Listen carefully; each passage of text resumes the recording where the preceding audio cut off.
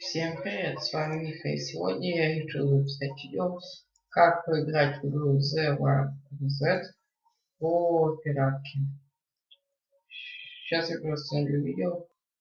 Вот, я зашел по ссылке, ссылка это ссылка в описании, нажимаем регистр.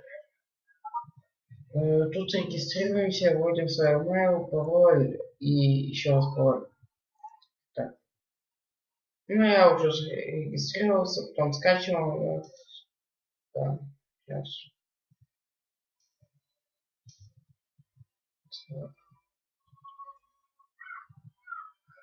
Вот.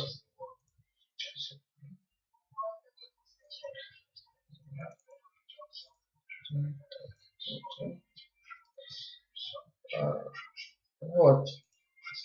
Короче. Ну вот.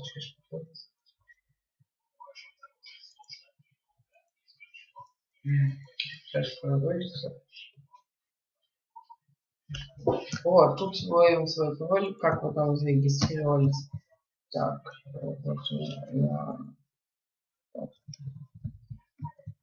вот, логин. Потом у вас проходит обновление, оно длится примерно минут 40, 50, ну может час. Потом нажимаем play game и играем. В следующем видео я покажу, как там можно развиться и поиграть. Всем пока.